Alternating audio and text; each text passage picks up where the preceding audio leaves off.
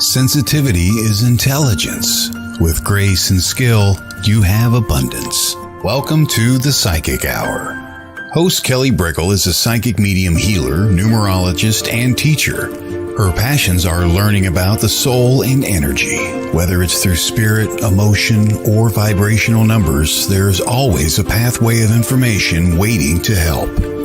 Now, here is your host of the Psychic Hour, Kelly Brickle.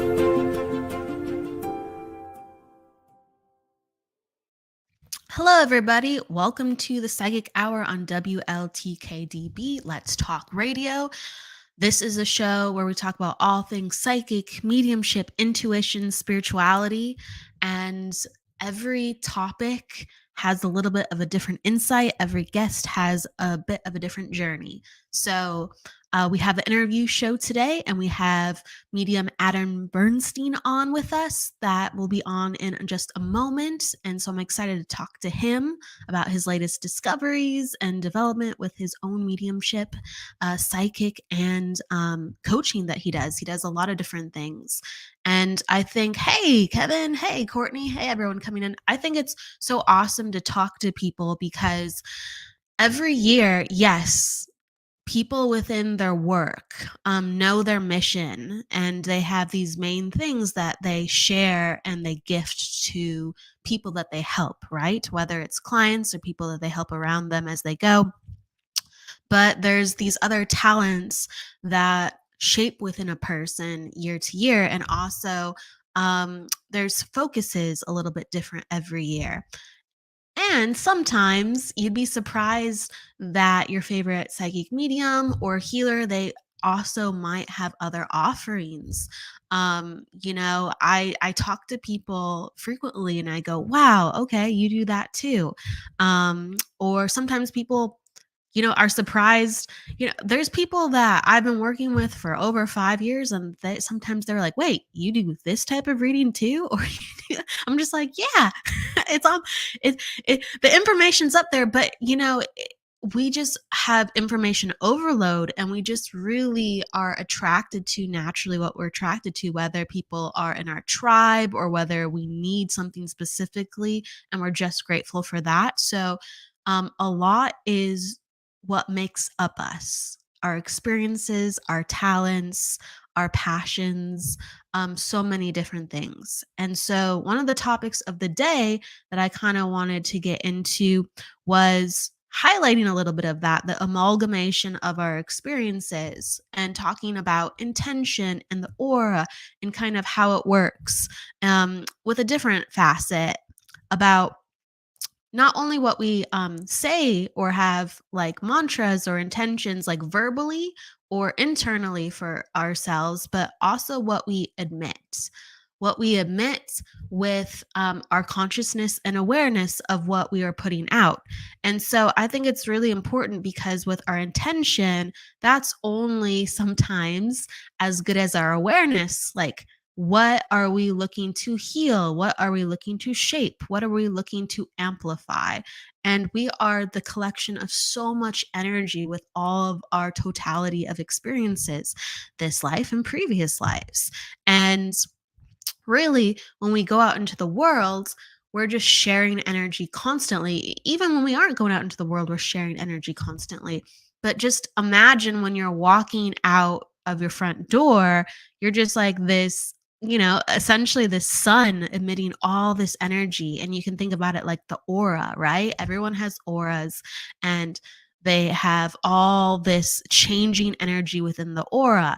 And we have many different layers to our aura. And that's something just in itself that is just so fascinating to talk about, because there's people who have mapped, let's say, 7 layers of the aura, or more than that. But there's like the etheric layer, and that's sometimes how, and I like to talk about that because when people are first practicing and understanding about their energy, and they feel like, let's say, a gentle heat or energy field coming off of them, sometimes they're picking up the etheric layer first. It's the closest to your skin, and sometimes you'll see like color, just like outlined of your body or another person's body. And then You go to the emotional layer and the mental layer and the astral layer and the etheric template. I'm going to list them all. The celestial layer and the etheric template. So those are some of the ones that are, it's a lot, right? It's a lot. And I'm always wrapping my head around what each means fully, but they all have different space that they take up around your energy, around your body, around your spirit. And they are all felt to a certain degree, but not consciously from people. For people who, let's say, are more sensitive to energy, they'll probably pick up very easily to a certain degree, right? Everyone's different. The first three layers of the aura, because that's like sometimes our physical vitality, our emotions, and kind of where our mental state is. And we're like emitting that. And that's why of course, there's certain things that you can physically see if someone's like well or chipper or happy, right? If they have good vibes or bad vibes when you first meet them. But we're picking up all this information about how someone emotionally is, how someone mentally is, and like physically, kind of what they're dealing with. And the more aware we are, the more information we can uptake. So then it goes into kind of like the intention and how we step out within our energy. And so some people have these like daily beautiful intentions of, what they want to put out. I kind of think about the one with Benjamin Franklin, I'm healthy, wealthy, and wise, right?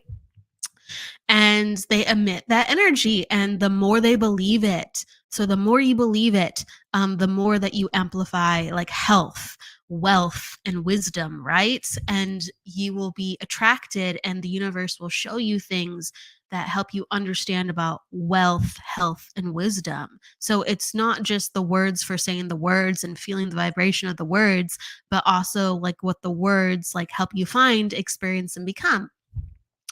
And those words can be, let's say, swirling around you on a very mental level. And you're like, oh, okay, this person has goals. This person has intention, right? This person is focused. This person's very business focused or very health focused. Or it could be like an emotional vibration of, wow, this person just has like this calming, even vitality. Or this person, wow, really, there's every time they speak, there's so much information that I value within their voice. Wow, they're really intelligent. And then there's like that physical vibration where they just seem very sound and together and very sharp and very collected. So whether it's the intention swirling around you or your actual amalgamation of experiences, people share energy and they feel you and they sense you. And we're always doing the best we can, right? Sometimes we're just maintaining a vibration because we're still learning about it. Sometimes, let's say we're having a difficult day or a hard week or a hard year, and we find ourselves bumpy, but this is very much who we are. And if it's very much who we are uncontested, it's always in our vibration. I think that's kind of the biggest thing that I want to share. We go through a lot of things in life, right? Whether it's rocky relationships, rocky health, rocky circumstance, like with even, let's say, job opportunities. And if we really believe in our core, like, I am this, like, I am, worthy of having this, or I will find this, or I just know that it's going to be okay. If you really believe it, like within the core fundamentals of your energy, you will attract that to you because it is uncontested. It's what you are and it's what you attract. And people feel that power and that calm within just your knowing. You're like, it's all going to be okay. It's going to come my way. And so I would invite you to go into your energy and go into your intentions. And it's just like, we're always learning more about ourselves, like how to surrender and believe and understand and know. But how, in all of your experiences of you, do you feel about the intentions that you put out there? How, in all of your experiences, do you feel unshakable in some of the things within what you are? And what do you know for certain? And that is the strongest energy that's amplifying when you walk through the world and you speak and meet and greet people and help to influence and share with what others feel in your presence. And so, with that said, yeah, get curious and have fun with your energy. Why not, right? There's so much with what it does for others and for you. And I encourage you to learn more about your aura and what you are attracting. So, yes. With that said, we are going to take a break and then we're going to bring in Adam. And hello to everyone coming in. Hello. We'll be back.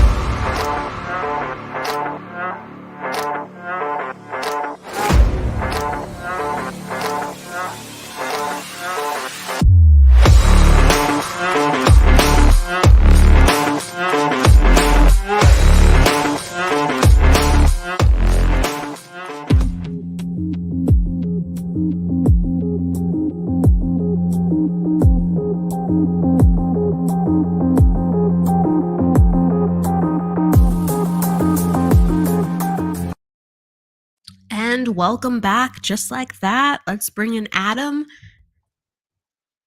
Hello. Hey, Adam. Hi. Hi. Thank you so much for inviting me to be on this amazing show. I so appreciate it and appreciate you. Absolutely. I appreciate you too. Thank you for being here. My I'm pleasure. so happy to talk to you and just hear what you are up to and working with. And first, I want to introduce you to everybody listening. And so, with that said, Adam Bernstein is a psychic medium and channel with an international following. He was included as one of New York's top psychics in the book Psychic New York: An Esoteric Guide to New York, as well as having numerous TV and radio appearances. Adam teaches throughout the year and leads seminars and development circles in the arts of spirit communications, psychic development, as well as universal laws in success and attraction.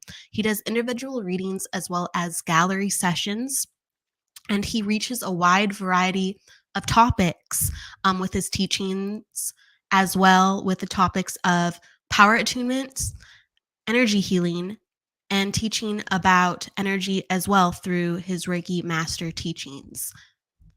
Welcome to the show, Adam. Thank you. Thank you. What a lovely introduction. Well, I mean, I always try to like celebrate people for what they've done and they're working on and have accomplished, because it's a lot of heart and dedication in this work. It really is. Yeah, absolutely. Yeah.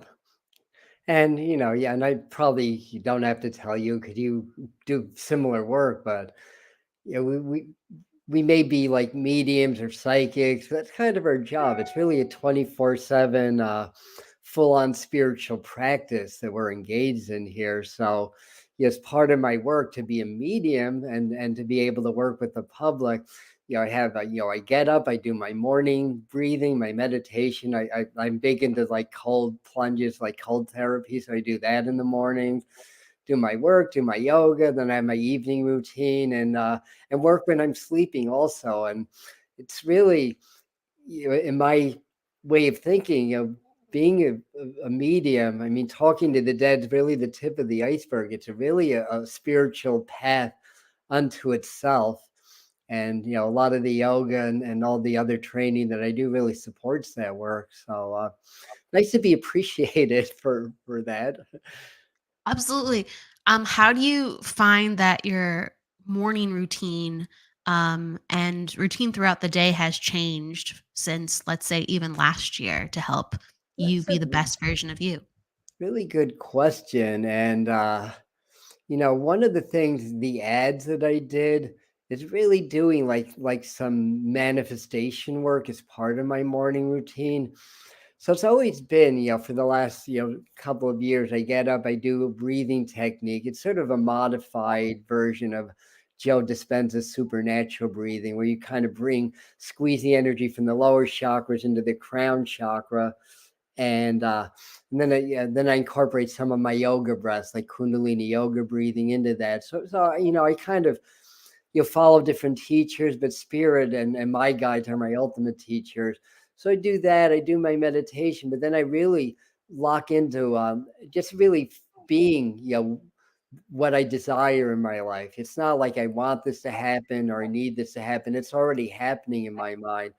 And I tell a lot of people how I cured myself of having lifelong super severe chronic eczema, to the degree that the chief dermatologist at NYU Hospital told me I had the worst case of Wow. eczema that he'd ever seen. And he's the chief dermatologist.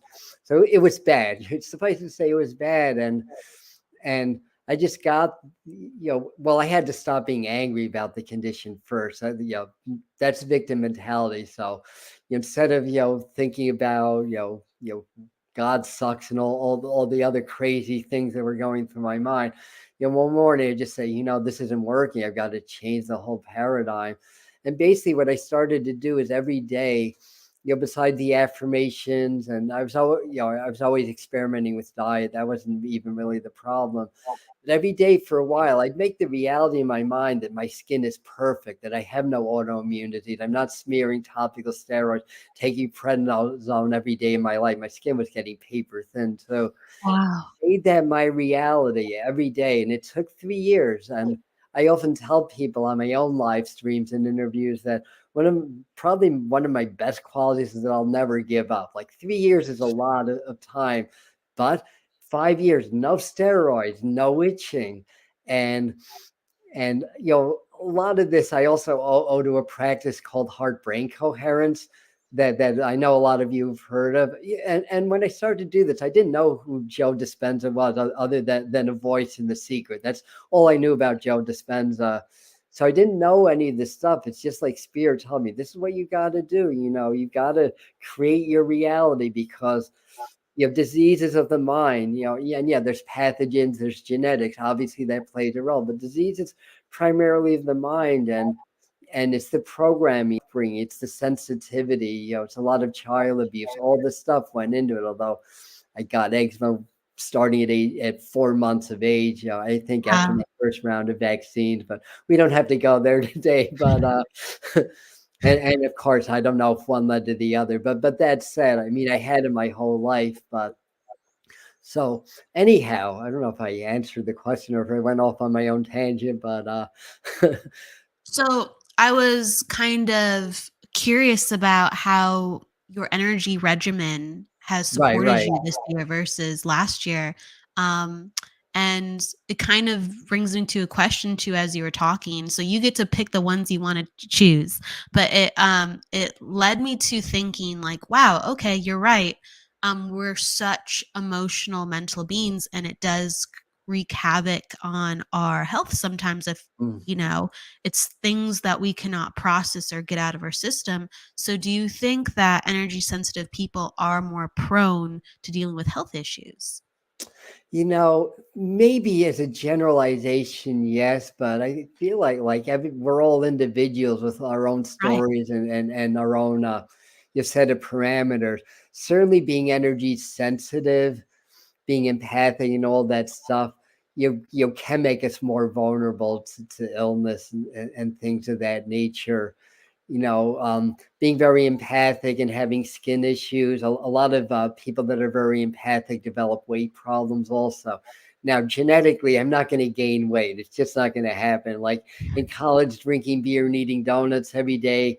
I got a little bit of a gut, but nothing more than that's not going to happen. But the skin stuff, our skin's our barrier between our inner selves and the environment around us.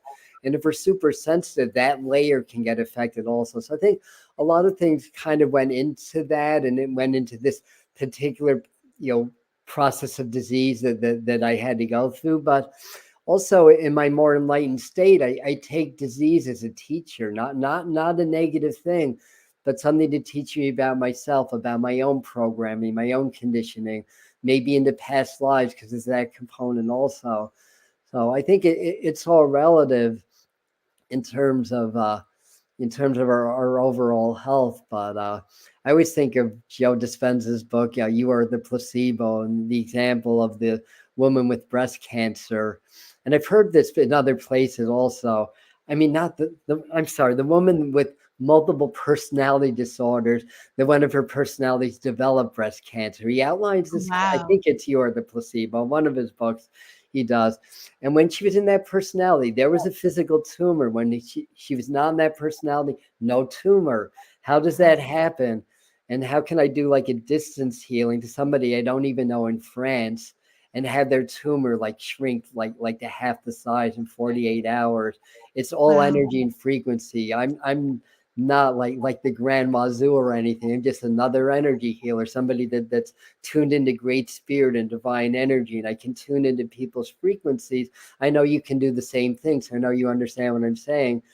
And if they're ready to heal, because we're only able to really, enhance their energy fields and enhance their own innate healing ability. So if they're ready, miracles can happen.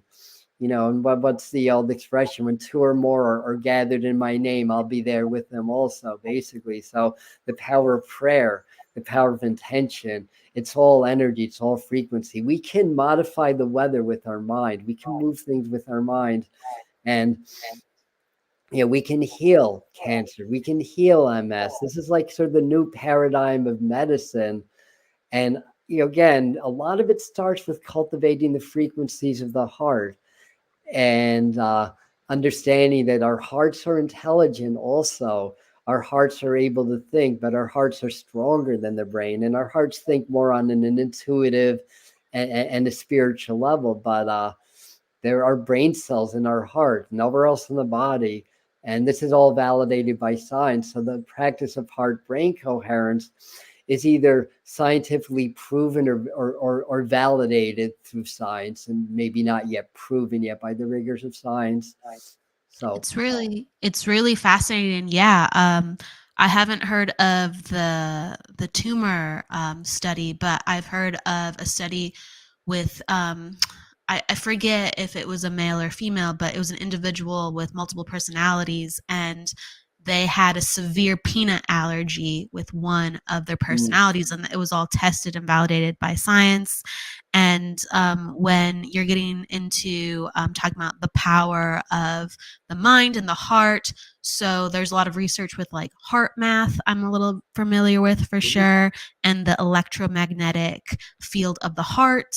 But you're talking about there's brain cells too within the heart. So can you talk about kind of what you've learned with the resonance between the brain and the heart as well? yeah, well, yeah, I don't remember the name of these cells, but there's a particular type of cells that exist in the brain and the heart. And what I found, and I kind of came across heart-brain coherence. I mean, I've been doing a lot of like heart work, through yoga practice and other things. I mean, that's just one way to expand the frequencies of the heart. But what I like about it is there's some scientific research behind it. It's basically taking ancient wisdom and knowledge, like the old all the old masters from Jesus to Lao Tzu, to the Buddha, take your pick. Compassion, live with compassion. That's the secret to anti-aging. That's the secret to being happy, to being fulfilled. So all this takes into account. But what I found when I started to do the practice, and this is really, really what sold me on it, is that I did it. I really, yeah. And all it is, so all the practice is, it's really simple, like anything else in spirituality, is you get relaxed, you get present. And that's the key. Always get present. Like if you're doing mediumship readings, you get present also, right? You stop the monkey mind. And when you stop the mind, then you expand the awareness. So the first step is to get present and aware. And then the next step is to just hold magnified gratitude, appreciation, compassion, caring, like holding those. This is what Greg Braden says also, holding these four emotions. And I did it. And what happened is I started to feel like I don't know how to describe it. I mean, I think this is what Joe Dispenza, when he talks about having an orgasm of the brain, I think that's what happened to me. because I got a head rush, like all when my brain and my heart started to lock in. I felt like I was shooting out of my body. I did an astral travel, but I got this intense rush to the point where my body tensed up, and then I started to see vivid colors and images. It's like a DMT release, and this is like one of the first times I did it, and I was like, "Oh my God, this is like the golden key." Yeah, this is it. Yeah, this is what they're talking about. Why the heart's so important. Why the heart's the portal to the soul. Why, if you can cultivate the frequencies of the heart, and you can make that's hearts are coherent when they feel compassion, gratitude, and love. That's what hearts do. That's what they want to do. We live in a society of dread and fear and programming. It gets our heart incoherent. So they found the heart and the brain are connected. They're really two parts of the same organ, but the heart's stronger. So the approach is, if you can make your heart coherent, then the brain comes back into coherency. And this is vibrational coherency. It's not saying that eliminating heart arrhythmias or the physical like coherence. In fact, our hearts are supposed to be slightly arrhythmic. Our hearts are not supposed to be exactly symmetrical, which is another interesting thing. Yeah. But so when the heart becomes vibrationally coherent, so does the brain. And when the brain and the heart sync and they become coherent, guess what? You become coherent with spirit also. So it was a real revelation in my mediumship work, especially because I felt a little bit stuck on a similar level for a couple of years. And then when I started to do that, more opened up, more abilities opened up in that way. And then I started to heal on another level. And I tell people, I'm still one of the happiest people that I know. And, I live by myself, I don't go out a whole lot. And I do a lot on YouTube, of course, and, and, and connect with people that way. Um, I don't have those things that people associate happiness with. And happiness is a choice. But when I tell people that, it can be frustrating to some people that are not happy, because sometimes the choice is subconscious also. Sometimes through the programming, we're just kind of geared to just be unhappy or to see the negatives or stuff like that. So we have to make that choice. We have to make that conscious choice.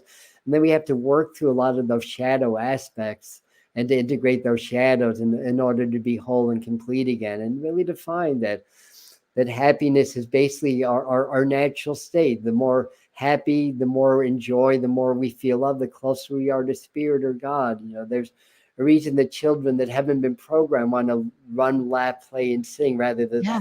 talk about their injuries or talk about how miserable their parents are and all that stuff, because they're not so separated from spirit. They're not programmed to sever that tie with our creator. And that's where all the problems start. And when you ask a toddler where they are, 9 out of 10 times, they're going to go, I'm here. They're going to point to their heart. They're not going to point to their heads, because they know their essence of their spirit resides in the heart center. Absolutely. Absolutely. There's this dissonance that happens Yeah. through life. We shut down certain parts of ourselves, and then we have to refine and reclaim parts of ourselves that we instinctively, like, sometimes we don't even know we're turning off parts of our energy. We just go, that was a bad experience, or I'm just surviving and I guess I won't do that again. But when we don't do a certain thing again, we sometimes cut off a piece of ourselves without even realizing it. Not always, but in certain situations.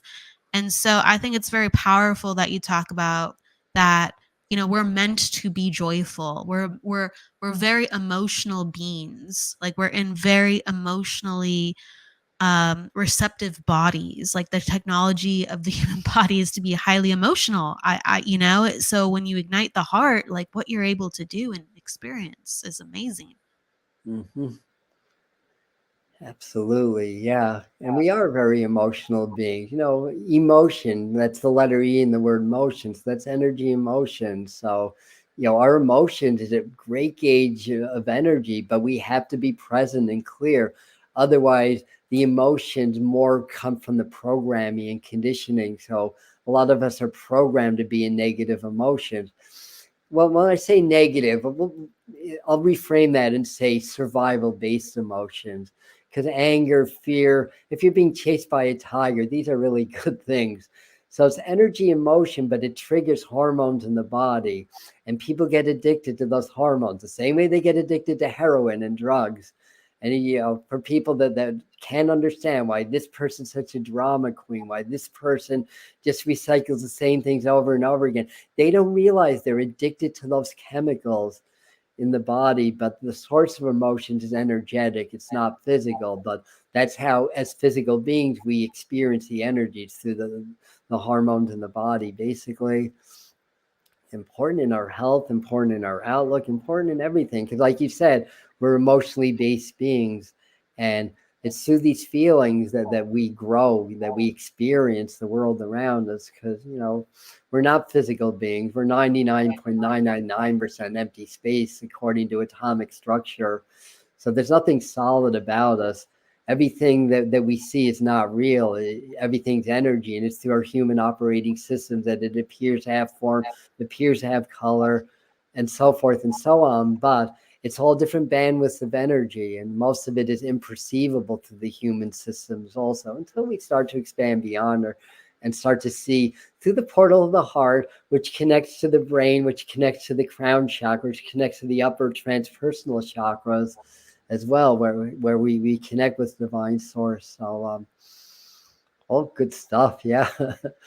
So you talked about when you activated your heart portal, your heart center, that opened up you beyond what was just personal, right? Beyond just your own energy. You were starting to see color. You were starting to have more ease within your mediumship. Can you talk about that?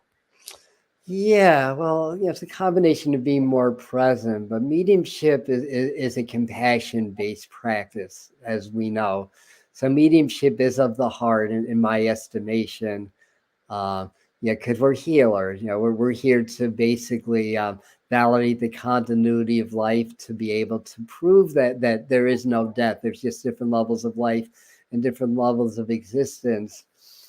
So through activating the heart, it really helps activate the brain, which helps activate the spirit, and it's like attracts like. So when we become who we are, a spirit, we're more attractive to spirit, and that includes people that have crossed over, because they're still living. They're just not living in human bodies anymore. They're living as spirit. So I think, a big part of that also is just it makes me more compassionate. And the more compassionate that I can be, because, let's face it, mediumship's not easy work. We have difficult clients. Sometimes we have bad days where, sometimes we get people where it seems like it's pulling teeth to get any kind of, feedback or whatever. It's easy to get frustrated, but the more in your heart you are, the more you can feel like, it's okay, because it's just their response, it's just their reaction. And I found this has happened more than once. You might be able to relate. Like I could have like the most difficult client. It's like, I'm getting this name, I'm getting this condition, blank stares. You understand? Maybe, that kind of thing. All right, I'm getting this, you understand? Maybe, or whatever. But then you get some gem, something, and then the person breaks down and they start crying. And then all of a sudden, the reading gets easier. And because because nobody wants to cry in public. They're holding on to this grief and whatever. And as soon as you can break that, then it opens up. Now, in a perfect world, us as mediums, the client has nothing to do with it. Our job is to connect directly with spirit. I'm sorry though. I feel the energy of the person also. The spirits come with the person. If they're close, it makes my job a lot harder. I had a debate with somebody, one of the British mediums, and they're right. Ideally, they have nothing to do with it. This is a connection between the spirits. It has nothing to do with the client, but maybe that's part of my growth. I don't know, but It's opening very the heart real, has though. really helped me to release some of those barriers, and just because it's a process of love, and when they come to us, it's the vibration of the love. So the more in my love that I can be, the more I feel their energies, and the more they're able to transmit the information, and the more open that I can be. So again, when the heart is in compassion, the brain opens up also. And so yeah, the more Yeah, I can be in my compassion and in my heart, the more my brain can access, and the more I can get the information. Because I do mostly mental mediumship. I'm not a spirit artist, or I've been. I mean, I do some trance work also, but that's more through the Ascended Masters, a group I call the Master Teachers. But I primarily do mental mediumship or psychic mediumship. So my mind's got to be engaged. So if I engage my heart, my mind is more open to, and absolutely. I'm more open to spirit. So I think that made sense. Yeah. No, it does. And I think like it's, I believe with all the research out there with what the heart does for the body when it is, balanced and it works with the rest of the body and the mind, etc. I think it just shows the evolution of human potential because a Yeah. lot of us are so mental based and we think, okay, more mental energy means a sharper individual. Well, actually, there's all these other mechanisms to what makes our brain so sharp. And so, we're describing it through mediumship kind of within that angle of how our brain works better just in that angle of life. But I agree with you. When you have a client or a person in front of you, a part of us naturally is empathetic because we have energy before us and we're aware of their energy. I do think within mediumship, it's easier to let go of that person because we have to pay more attention to spirit. But if you are doing like a coaching session, Adam, or a psychic reading, I would imagine that your understanding of where their heart is at as you're giving them a reading is quite like, oh, they're in their mind. Oh my gosh, they're in their mind. Yeah, I can tell you, like being very highly empathic, very highly sensitive. I mean, when they talk about empaths, I wrote the book on that. I think that's both my greatest asset and my greatest challenge in doing psychic work. Because, having, the ability to get information through the emotions and feelings is great. But it can really like throw me off when I'm feeling people's energy so much.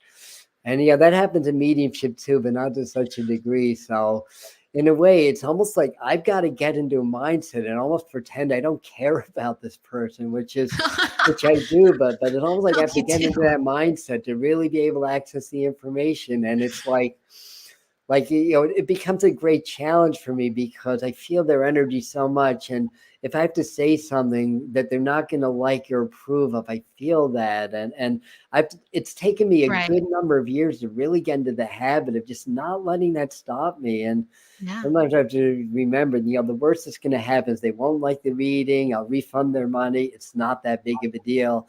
So that's really what I have to just kind of keep in mind, and just say what I get. But when you're feeling their energy and you're feeling their thoughts, it gets really hard and it gets in the way sometimes. I So agree. I know yeah, that's a very real thing because when you're really connected to somebody, you know what they like and they don't like. You know if yeah, you're gonna say something that it's gonna trigger them, and then you have to. It's like personally not making a judgment call, but at the same time being aware enough of their energy of how to talk to them, because you feel or the heart receives what the person needs to hear. So it's a very gentle consideration. And I love that you said, worst case scenario, if I tell them what just is truthful and they don't like it, that I just offer them a refund. Like that's a very brave approach and that like enacts the heart, that bravery. I love it. I love it. My approach usually is like, this is going to sound awkward, or like I'm used to being awkward during readings because I'm just aware. I'm yeah, like, okay, I'm going to acknowledge your nervousness around this subject, and right, I'm okay. I'm vulnerable enough to look for a moment like, I'm nervous to talk about it because I know how nervous you are to talk about it. But I love how brave you are in that, Adam. I really do. It also helps to purge, all poverty consciousness or lack consciousness, just being willing to just give them their money back, whatever. So there's another side of that too. You just got to take it as it comes. And I do think, you highlighted that when there's a special piece of evidence for the person, you might not even expect it. Whether they cry or all of a sudden they go, wait, yeah, I can relate to that. It's like the rest of the stuff that they dismissed sometimes comes together, even that. Yeah, sometimes breaking a barrier. It's hard to explain, but you have to break that barrier. I mean, sometimes they're skeptical because unfortunately a lot of people utilize the intangibility of psychic readings to scam people and everything. So people have that on their mind also. So there's all these like barriers to break through. And I just ask you, just give me something really specific in the beginning to cut through all that so we can do the reading and get through it all. And then everybody's happy. And is it bad that I'm expecting to be uncomfortable? Like, you know what I mean? Like, I'll just be like, I don't know how this is gonna go. Like, but I'm expecting for at least a couple things to be like not understood that we're gonna blast through. Maybe it's just your own wisdom through experience, just knowing, you're just sensing how it's gonna be for them. Yeah, it's a funny thing. So within your mediumship too, when you really enact your heart, what do you think are the biggest changes that come into play with how you start to sense and work? Cause I always start by expanding the heart. And and I feel like one thing is I just get more comfortable doing that. So all these challenges I was talking about earlier, if I can really be in the frequency of the heart, that really nullifies a lot of the stuff. And so so I think it's that. And one of the techniques that I use and that I teach, is my favorite linking technique actually, is expanding the heart, starting to feel with my heart, like say my aura, my own energy field, then expanding my heart further. A lot of teachers use this. At one point I thought this was original until I saw Joe Dispenza has a meditation like this, and Sharon Klingler, one of my teachers, teaches this, and this person teaches this. So it's not original, but it our heart is an amazing sensing tool. Like our hearts do so much. We can sense with our heart, we can feel with our hearts, we can think with our hearts, and all this. So it's a good meditation to do, for everybody, like every day. Just feel your heart expanding, feel your body with your heart. That's a good way to self-diagnose. If you have blockages, feel your aura with your heart. See if you can find the overactive points in your aura. You started the show by talking about the different layers of the aura. So see if you can feel with your heart your different auric layers, and maybe feel the furniture, feel the walls. And then you can expand that to feel your village, your town, the earth, the solar system, the universe. You can do that. But when I expand my heart, it's like I'm looking for spirit. So I'm setting the intention. Where do I feel? Oh, I feel energy over here. Oh, there's a female here. Yeah, I don't know if this is one of yours, but there's a lady with me right before I came in that liked some kind of strawberry scented perfume. I was like, kind of like that in my mind. She came through older, I want to say. I mean, I don't know if that's one of yours. I mean, I'm in somebody's house. It could be the person's mother also, but Could be. No, yeah. Because she came in older. I know some younger females around me that would have like sensed like that, but they were younger. But I love that. No, for me, yeah. This was. I feel like there's a name like Claire or Clara connected to that, or CL name. Like I said, this may not be yours. I mean, it could be one of your listeners too, for all I know. This stuff is real, everyone. I mean, like you'll all of a sudden get hit with an impression when your heart is open. You're like, where is that? There's a strawberry perfume or a cigarette smoke, and you will feel them. You'll feel them. A lot of people get psychic smells, even people that don't consider themselves mediums. I tell people to pay attention to that. Yeah, that's you smell cigarette smoke and you don't smoke. There's a smoker that's trying to say hi to you, basically. So that's an energy signature. So where was I before I went off on that tangent? You're talking about opening the heart, connecting to spirit. All right, and but that's basically that's a powerful technique, and you can use that. And energy flows where attention goes. That's an old Wayne Dyer expression. And I can set the intention to connect to the other side, or I can set an intention to connect to the angels or ascended masters or the star beings, the extraterrestrial guides. It's the same technique that I'll use. It's a different intention, and that's what happens when what I intend is what happens. So, with our thoughts and intention, we can move mountains in the spirit world energetically. The physical world is very dense, so it takes more time, but we can move mountains in the physical world also. We can change our lives. We can heal from incurable disease. I've done it. Eczema is only one of several. I have a couple more on the hit list. I'm kind of going through life by starting out very sickly and getting healthier as I get older. At 64, I'm healthier than I've ever been. It's And that's great. part of the benefits of heart-brain coherence. It's like it helps to reverse or at least delay the aging process. And they've done scientific studies that showed one of the two principal causes of aging is telomere degeneration through cellular divide. Doing this practice increases telomerase, the enzyme in the body that helps to lubricate the telomeres. And according to science, 120 is the absolute max. That the chromosomes will be toast once you reach 120. So if you escape cancer and all kinds of disease, you have to live to 120. That's it. But people have lived longer than that, and people have been interviewed that have longer than that.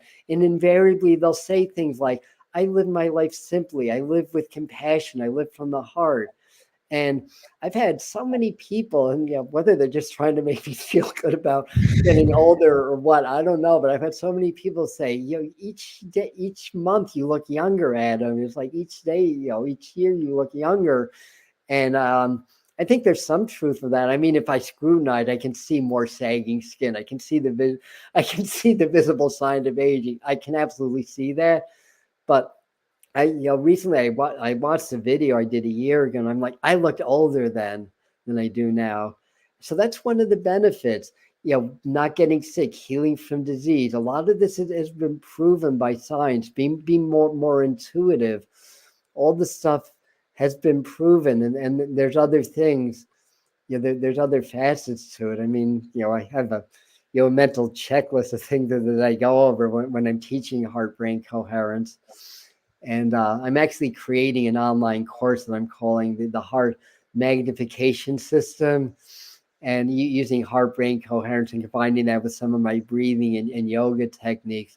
And I tell people, get very present. That's the first thing. If you want to do heart-brain coherence, at first you may want to count your blessing. What are you grateful for?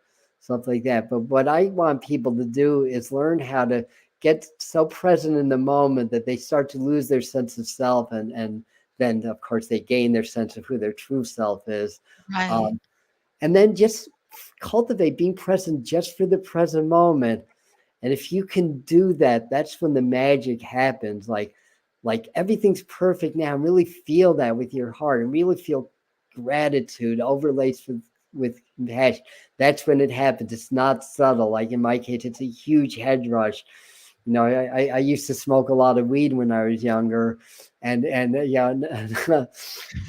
one of the things, when you smoke the good stuff anyway, when you stand up, it's like you get this head rush. Is it? Well, that's what it's like. I think it's a DMT release that happens.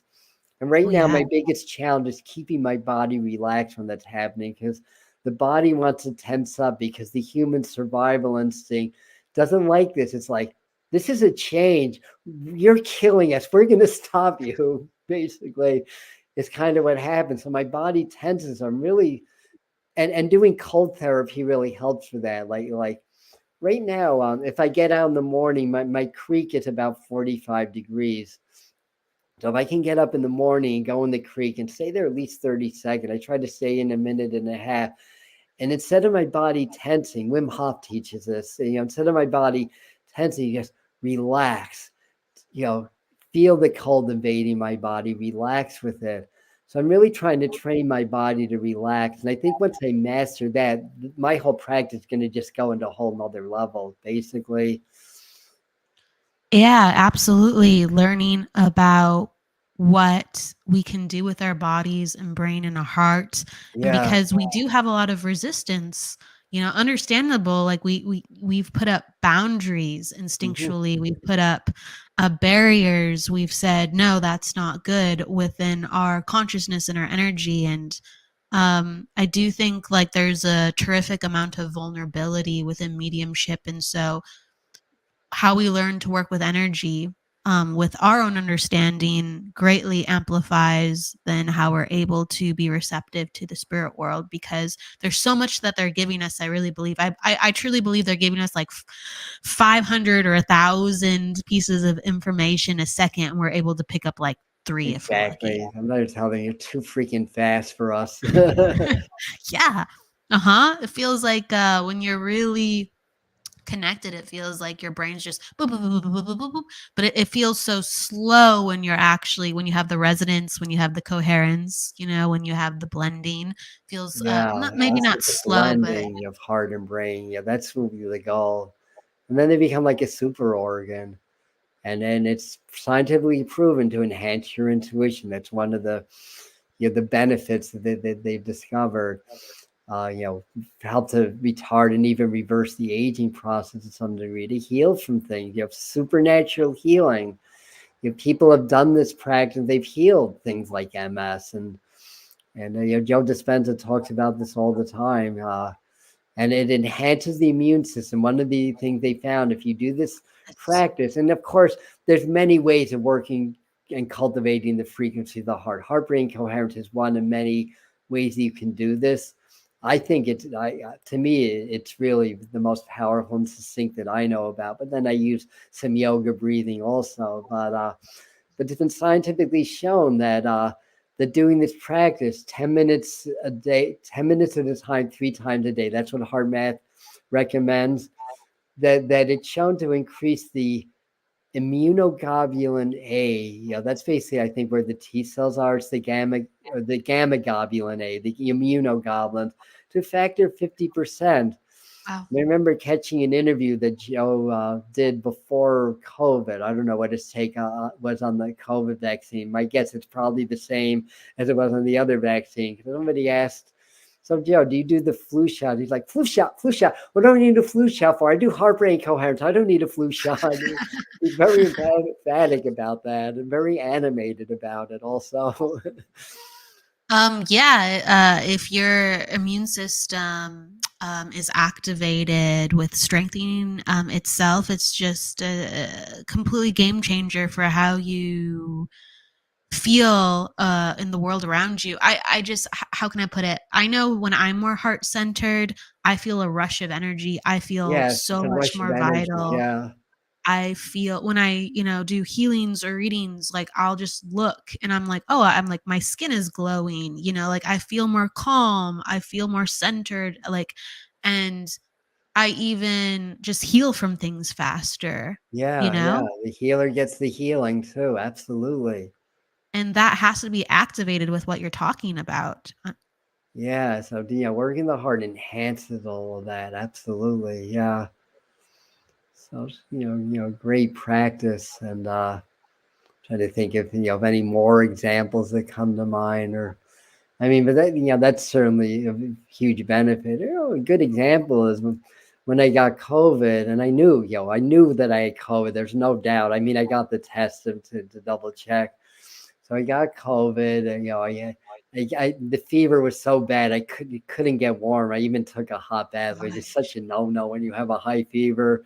But I took a hot bath just to get comfortable for about 15 minutes, covered the blankets, and this whole time when I was doing this, it's like, I was in my heart and I was in my power and I was applying my healing. And I knew if I could just sweat, I couldn't sweat with 103 fever, plus. I could not sweat. Wow. COVID just the weirdest thing. It's to me, it's not even a virus; it's something else. Having experienced it, but I broke that fever within 18 hours. Um, people have usually had the symptoms for a day. The next day I just had the trace symptoms. That lasted about 3 weeks. The trace symptoms, I must admit, but by applying my practice, I was able to break that fever. Before the second day, that morning I started to sweat. The fever was gone, and I only missed an afternoon of work. I even did a live stream that night. It was over Wow. New Year's Eve. So I did my whole 2022 live stream forecast, second day of COVID, and not just, and a pretty significant case of COVID, I might add also. Let's say. So anyway, that's another example. So how you can apply it, you can apply it to enhance your immune system and to help to, I mean, viruses need to run their course or whatever COVID is. It's like a virus. I don't know, but whatever it is. But you can enhance and accelerate their process.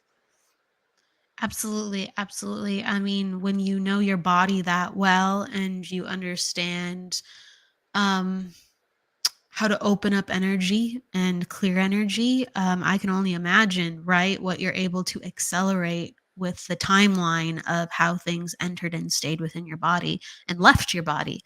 I want to take a question really quick here. Sure. Um, so Angela's talking about. She also, first of all, she says Adam is an incredible energy healer, and Thank you, she Angela. sings. Absolutely, she sings your praises. She says you're fantastic. And she talks about, I'm always nervous for readings because I know spirit will call me out. Can't BS God. So, what is your advice to people who, let's say, are open, but they come in incredibly nervous and they're in their head? I don't know. It's just, yeah, I think that the best thing is acceptance. Like when I got onto YouTube, that's a whole other story. Because Spirit kind of called me out and said I need to get on YouTube, and I answered back, "Have you seen me on camera? I'm pretty good on camera now, right? Even better than the first interview that we did. So I'm You're coming great. along, but I did a lot of subconscious reprogramming. So why did I say this? Let me get back to the context of the question. Okay. It came back to me. It's just kind of like I had to accept being embarrassed on a weekly basis. That kind of came with YouTube and doing this work. It's like I hate being embarrassed. I hate that, and I had to just accept it. And I think the best thing for people is just accept the fact that you may get called out or whatever. It's not a big deal in the grand scheme of things.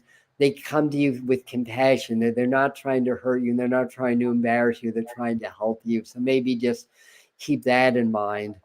I think that'll help.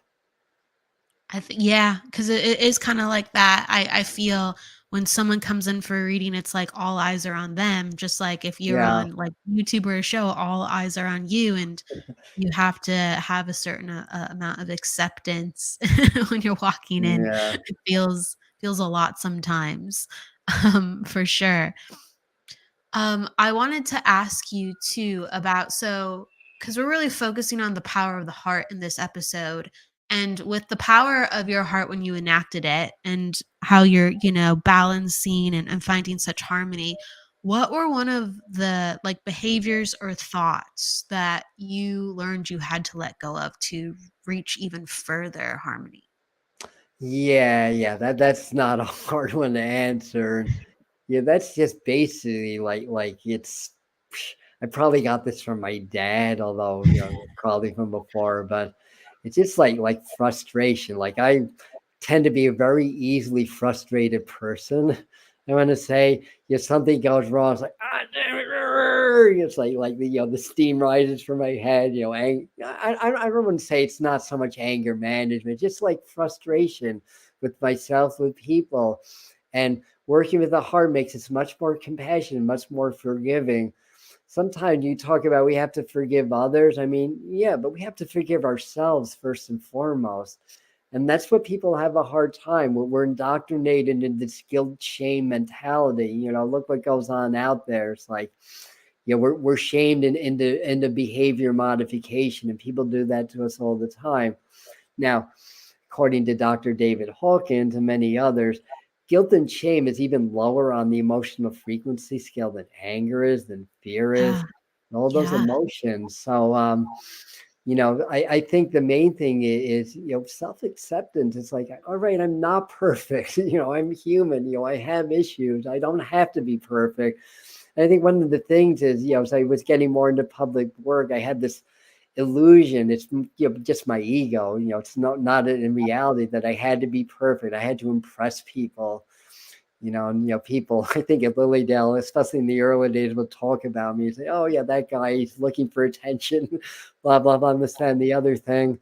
Although he, from the get-go, my mediumship was really good. So I was blessed with that. But I think, we have to kind of let go, and understand that it doesn't matter how we appear to others. It's just, again, that's kind of giving away our power to other people if we care what others think about us. I mean, certainly that's not to say to be an a-hole to everybody, to have your set of standards, like, the old saying from the Bible, like treat others, do unto others as you want done unto yourself. I think if you do that, and you don't accept, self-criticism, I think that's really a big part of it also. Making peace, with Yeah, ourselves in more and more we're not ways. perfect. We'll make mistakes. Yeah.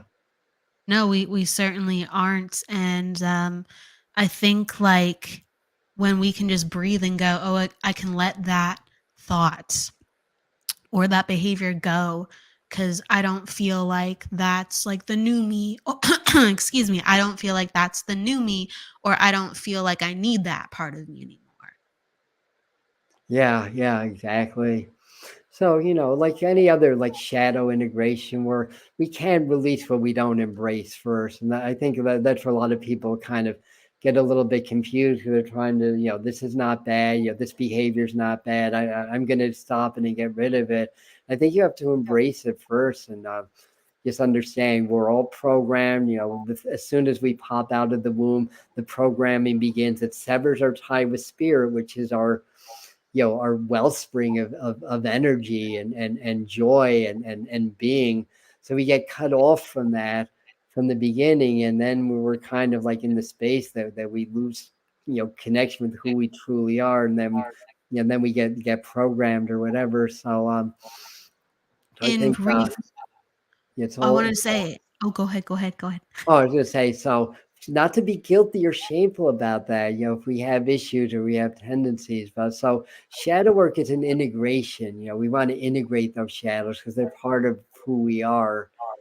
And then when we integrate and we embrace it, then we can release that those behaviors, those undesirable behaviors and patterns and cycles that we go through, that don't serve us any good. With people that you've guided within their mediumship journey, what is something frequently that you find that people have to reconnect and re-embrace within their own energy? Well, again, I think part of it is that they have to be okay with being wrong, basically. Yeah. This is the Yes. first It's a step. good one. And then I'll tell people, all right, so right now we're in a very supportive circle. It's easy to get information when you're out there in the world. You're not in such a supportive environment. There's a lot of opposition. So I tell people, lose the fear of being wrong, lose that fear of judgment, of scrutiny, because I think, we fear that a lot. I had a, well-meaning but very critical father that wanted me to be the best that I can be, but I wound up hating, criticism, hating, scrutiny, all that kind of stuff. And then I had to, that was a shadow aspect that I had to embrace, and then learn to release that. So I think, one of the things that I'll tell mediums is that, and learn to be spontaneous, like, because we want to be right, because we care about what other people think. Instead of getting pure information, we go into the brain, we go into the conscious mind, because that's how we're trained to be. And then we start to draw from the personal mind rather than purely from spirit. So I'll do like these quick things like, who's with you now? What angel's with you now? And I expect the person to answer me within a half second. And if they don't, I'm like, you're thinking, don't think. You get that. And, I learned this, I started spirituality through martial arts training. And my teacher, would be like, it was Filipino martial arts, but it was very aligned with Bruce Lee's Jeet Kune Do and his philosophies and teachings. And the thing is, you can't think. If you think in battle, you're dead. Basically, you Oh have to yeah. be in the moment. And spiritual warriorship is about not going into into that fear, because fear can save your life. Fear's not a bad thing, but the problem is you condense into what's right around your body, and you lose the connection to spirit. So you want to be able to cultivate those anger and fear emotions, the adrenaline and all that stuff, but while staying open to spirit, while staying open with source. So the idea is you learn to flow. Mediumship's a flow. It's a dance. Everything's a cosmic dance. And in warriorship, in fighting, it's a dance. It's like flowing with your opponent. Basically, when you think, you cut that flow off, and then you react too late. Basically, same thing in mediumship. If I'm not thinking, then the information can come. As soon as I start thinking, I'm putting up a big wall. Basically. So this is what I really, because people come in to my classes, they're already mediums. They may or may not know, but they're already mediums. They just need to learn now how to get out of their own way so that they can utilize those gifts and talents for themselves and for others. Absolutely, absolutely. I love that you put in the angle of, being a warrior. You can't think within battle. You have to be in flow. That's amazing. I think a lot of people can wrap their heads around that if they haven't Yeah. experienced being a medium or being very sensitive to energy, because I think a lot of people who haven't had certain experiences, they're like, well, how is that possible? And I think that is just such a profound way to explain it from that angle. I really like that. I give you Thank you. kudos. Absolutely, absolutely. So, Adam, too, I want to ask what you are teaching and working on recently so people can find you, and also what your website so people can reach out if they want to join what you're offering. Okay, so right now I don't have any formal classes set. Over the summer, I usually do some series. I'm not sure what that's going to be yet, but a lot of what I'm teaching is on heart brain coherent, or what I call the heart magnification system that I'm developing, and preparing online courses for that. Now, I've taught mediumship courses, I've taught psychic development, I've taught channeling courses, how to heal yourself, and all that stuff. Now, my website is atombetweentheworlds.com, and I'm doing a lot of my tutorials on YouTube. It's called The Medium Channel, is my YouTube channel. I also have an inner core community on Patreon. That's called Spirit Mind Family on Patreon. And we have a topic every month. This past month was Crown Chakra month. Next month is, what is my next month? Oh, it's extraterrestrial awareness month. And I'm Oh, really wow. into the starseeds and the extraterrestrials also. And then they communicate with me. I communicate with them. And then the next month's going to be the transpersonal chakra. So that's the soul star chakra, the earth star chakra, the spirit star chakra, universal star chakra, galactic gateway chakras. All those that all have Sanskrit names. People think, oh, that's a bunch of New Age stuff. It's like, well, they have Sanskrit names. So the ancient mystics knew about these also. Wow. Love it. So I do a lot of the inner work, but I don't have any classes set right now at this time. Well, I sounds think, like people can find you on Patreon because you're weekly teaching. There's yeah, that, I and your do a lot of sessions. teaching on Patreon. We do live videos where people can ask questions. It's uncensored, so we can really talk about the nitty gritty of what's going on in the world, the control systems, and all this stuff. Like how we're evolving as a collective is we're learning how to discern, what's being, offered to us through the powers that be versus what we know intrinsically from spirit. And as we start to really connect more with spirit, then we're said to have an awakening, and that's happening on a collective level. So a lot of my teaching really geared in that direction to help people with their awakening processes. I mean, my first one was spontaneous in 1979. I didn't know what the heck was going on. I was feeling earthquakes at the base of my spine. I didn't know what Kundalini was. I was just experiencing this stuff, thinking that there's freaking earthquakes going on in upstate New York. And my friend would be like, what are you smoking? Because whatever that is, we want that. Whatever you're smoking, we want that. We want to feel earthquakes too. It's like, then I read Gopi Krishna's book about Kundalini awakening. I was like, oh my God, this is what I'm tapping into. And anyways, Kundalini awakenings on various levels are a fascinating discussion. that could be a whole other topic. It Oh can be very yeah, debilitating also. And yes, actually, yes, that was good and bad that was more of feelings. a stirring. I actually had more of a full Kundalini awakening in 2014, and I had to stop my practice for a full year. I had, talking about weed, I quit smoking weed for years and years. I went back to it because I could not sleep more than an hour or two. I could not eat. I had to Wow. force food. So I reluctantly went back to cannabis, and then I could sleep a few hours, and I could eat a meal basically, and then slowly I could start to assimilate this new energy, and then get back to my normal ways again, without having those side effects. So anyway, no. No, yeah, it can mess with sleep. It messes with energy Yeah. levels. It can make Oh like yeah. suppress. Technology. I was breaking things, which isn't cool. Also, Oh yeah, it's like yeah, I yeah. can't Like afford to you buy another new circuit computer. No. short circuit devices. Yep, that sounds about right. That's in the Yeah, vein. I knew you got it. I'm sure at least half of your listeners get that also. So, oh yeah, I know what he's talking about. Oh yeah. Oh yeah. Oh, again, it's just like what a fascinating discussion. I would love to talk to you further about that in the future because you have stories, I have stories. I'd love to hear your stories about Kundalini for sure. But I don't think people talk about it enough. Yeah, Um, yeah. and I think people's experiences are very like humbling within them because I think Mhm. other people have experienced them too, but they just don't know what the heck's going on.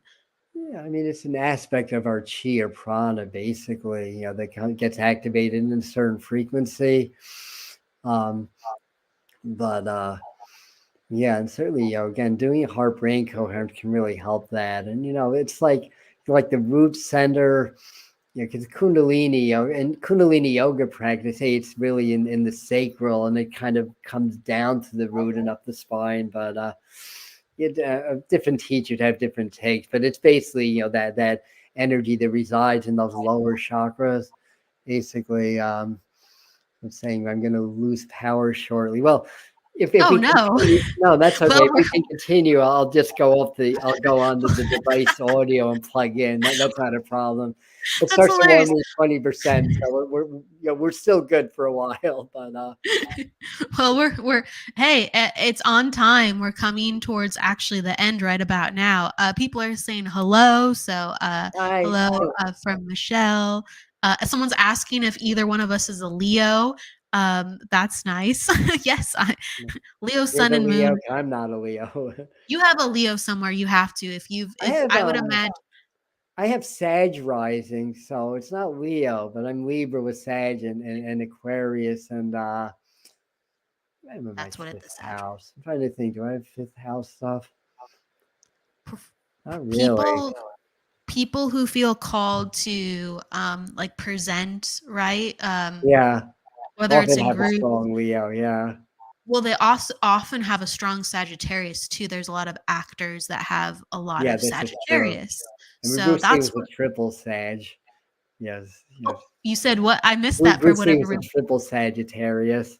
Oh And a wow! lot of Oh times that wow! Sagittarius energy is extreme, like talent in a certain area. There's another example of somebody, God, who it was. Anyways, Anyway, Hey, no, no, no. I okay. can like I'm thinking about like a sprinkling of like a lot of different actors off the top Yeah. of my Oh, head, but I yeah. Yeah. forget where their Sagittarius is 100%.